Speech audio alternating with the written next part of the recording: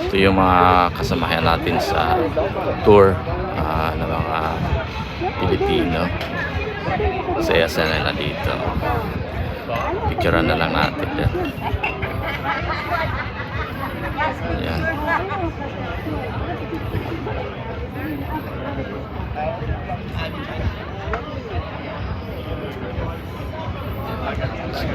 Huli. Ayan.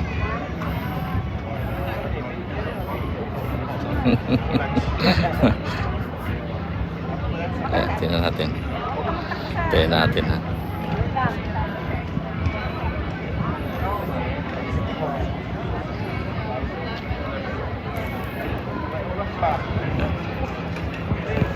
Ito yung mga kasamahan natin na kapwesto dito sa ang ganda ng statue na ito. Yeah. Sapa. Smile! Kaibigan natin. Kasama natin. Ready, 1, 2, 3, 4.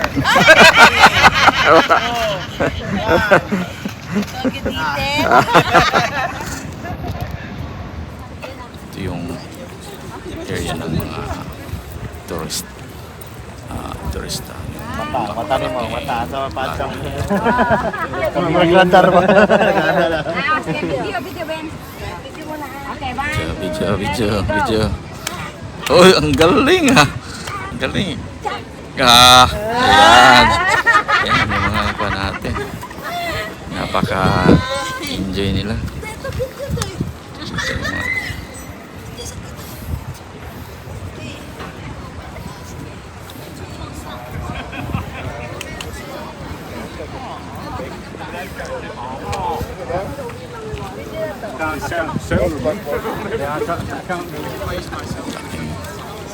Kung dito flag na ng Norway may plaza pa dito. Yun lang pinata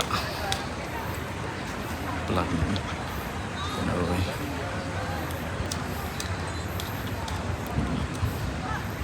Plaza nila.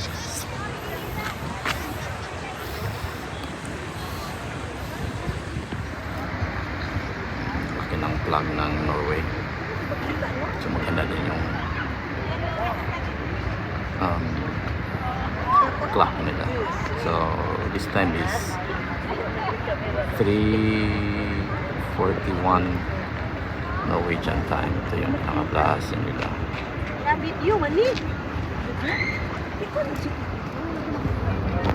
Mga kasamahan din tayo ng mga Pilipino dito sa Norway. Ikutin natin. Galleons. Mayroon pa mga galleon dito. Kita natin. Meron ding cruise ship dito pa Denmark. Kaso wala na tayong time. Meron palang mga cruises din dito. Fjord. Yun sa Fjord na papunta ng Fjord. Dami din mga turista halos ito nakapasyal dito. Ito na yung center din ng tourism. Daming mga tao. Or hindi ka mawala kasi yung area nila hindi masyadong complicated. May peace Nobel Center doon, Yoko Ono ang nakasulat doon. Yan. Ganito karami yung mga turista. Saturday ngayon, pero ang daming mga turista na nakapaligid dito, pang ibang lahi.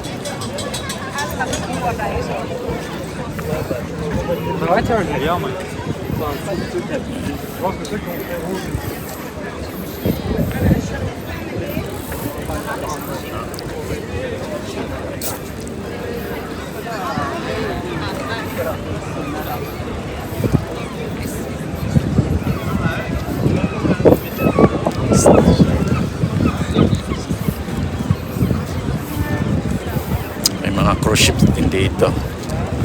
Tsaka mga night ship lang.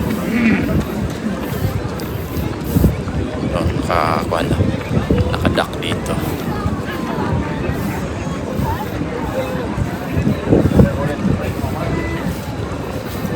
May cotton balls din sila dito.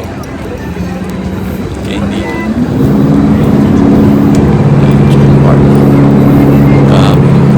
Tapos pala dito.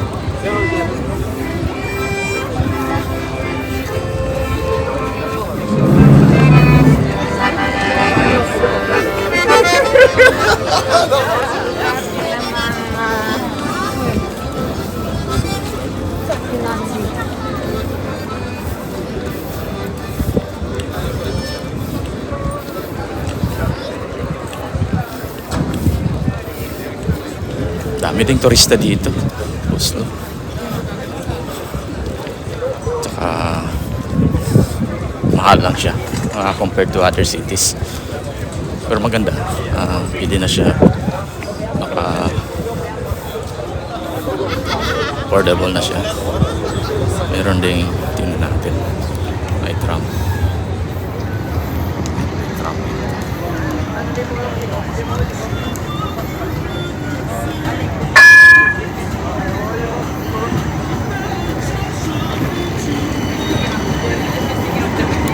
Oslo tram.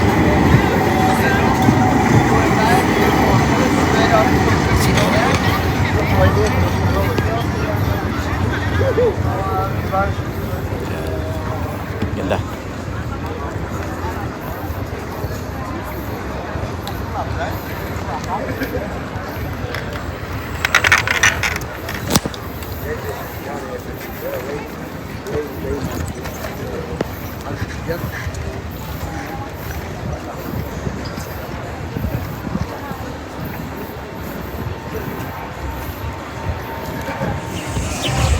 Meron din silang party by the bay.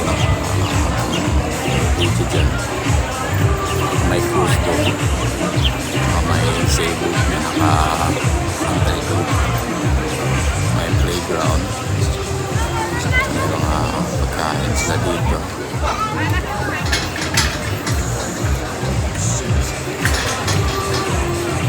Cruise. Party by the bay. Ito yung pinaka-bay walk nila dito sa Oslo. Dito tayo sa pinaka-city nila. Yan, ganda talaga tingnan. Tsaka ang daming mga cruises. Kasi yung sa history talaga, yung mga Norwegian, mahilig talaga yan mag-cruise. Yung Vikings, tsaka yung Norwegian cruise. Ayan, yan nakadock yung isa ka sailboat. Per hour lang yung nila dito. Cruise. Dinner time. Tsaka maraming mga hotels dito sa nandito.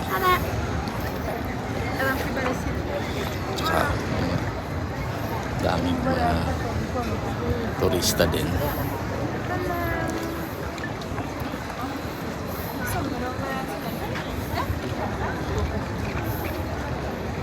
Tsaka ito yung may mga restaurant dito.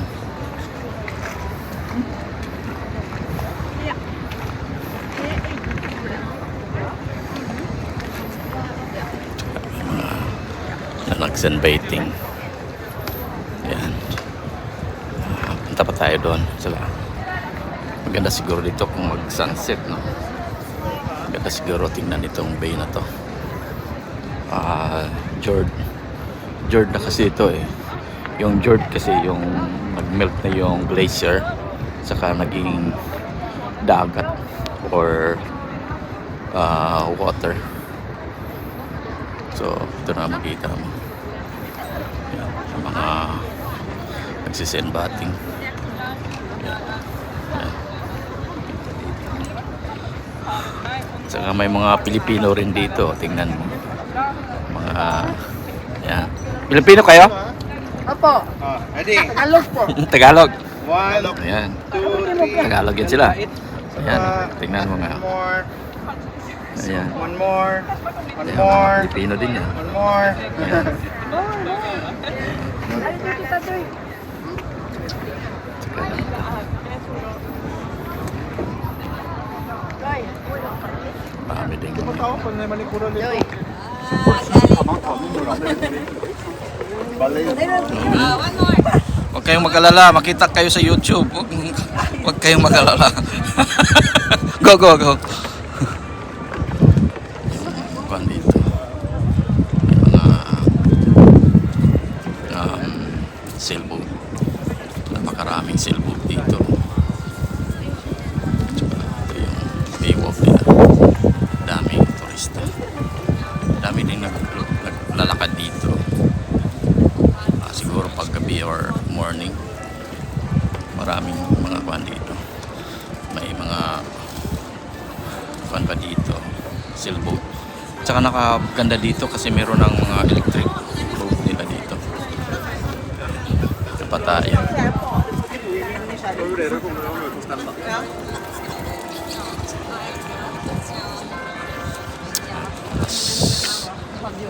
Dos na ang hapon.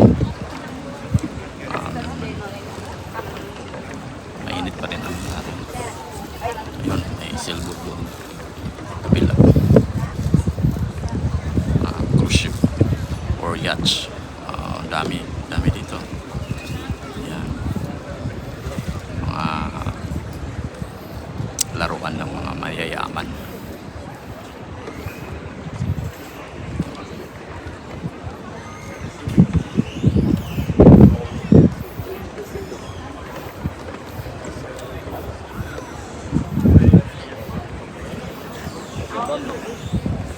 Ito isa sa mga baywalk dito sa Oslo, mismo ng Norway. So makikita mong napakaraming turista. Tsaka may mga sailboat, cruise ship. Tsaka may nanligo pa, may sauna. Yo cambiaría, Yan. si me dijeras, tienes que cambiar bien para Marami din mga y si me dieran a elegir, me dicen, ¿es contigo o hay una veterana? sunbathing dito. Marami din sunbathing dyan. Tsaka marami din shopping center din. Restaurant dito sa kabila. Tsaka kainan, salmon, mackerel. Yan dito, restaurant. So, napakaganda. Wala kang ginagawa sa bahay, labas ka dito. Tsaka pasyal-pasyal. Ganda talaga. Yan. So,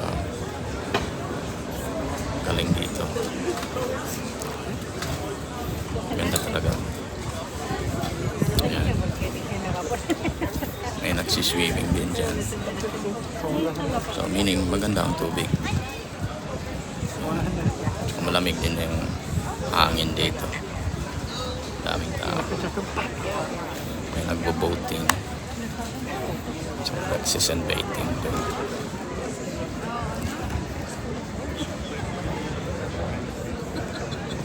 Pwede ka pahiga-higa dyan sa grass. So dito sa Baywalk mayroong area pala dito na pwede ka maligo. So sunbathing yung iba.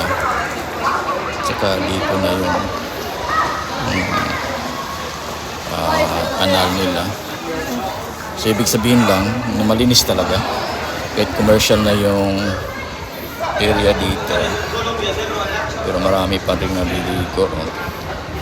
So malinis talaga. So, pwede pala, wala palang imposible kahit commercial yung ano, ito sa area, kahit nasa city, urban area, malinis talaga. Malinis ang tubig. Maraming nililigo dito. Dito pa rin po sa Oslo, Norway.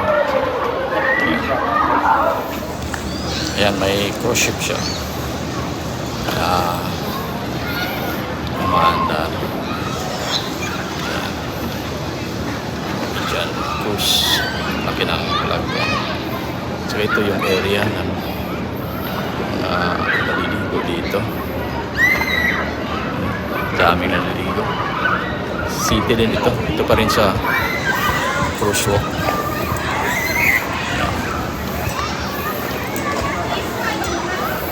Dami pang naliligo.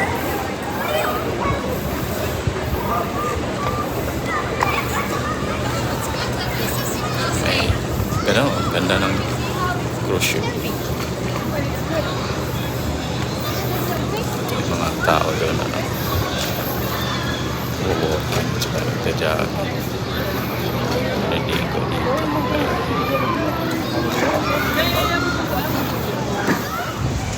Ito yung isa sa mga buwok dito. Ito pa rin sa Oslo, Norway. So ito yung pinaka-highlight dito. Napakaganda. Kami naliligo.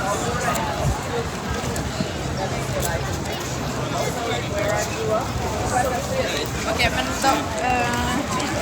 Nej, ska jag bara hålla?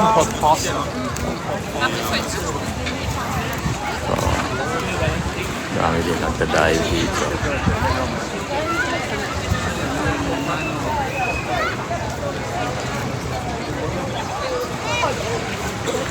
Shooting kan din dito.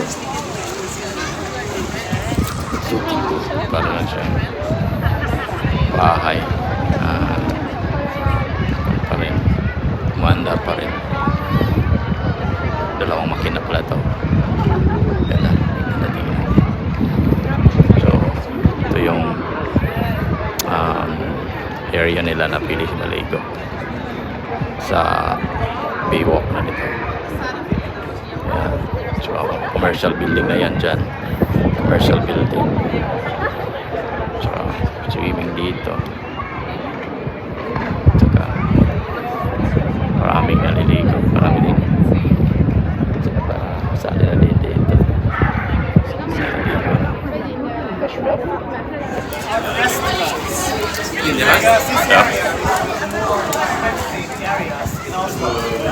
Yeah. So, however, historically, I have guessed this also used to be an execution site. You're just walking up now. Whereabouts are you? Until The most classic now in the summertime, that's Salva. Salva. people didn't want to go here for leisure. That's a classic. Then after the ship was down and the area was refurbished, this began to see parts of town and also a place to hang out. So you can find several restaurants and like restaurants so on as well.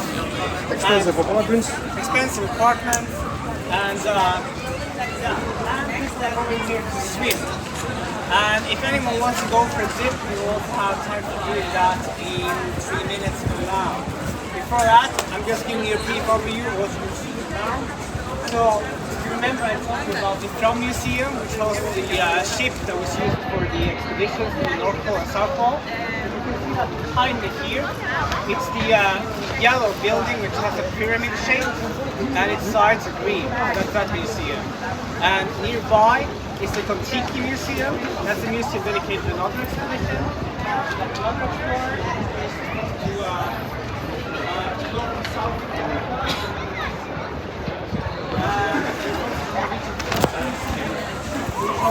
Several churches and the people working there who walk around in traditional Norwegian customs. And in theory, there's the Viking Ship Museum, but it has been closed for several years.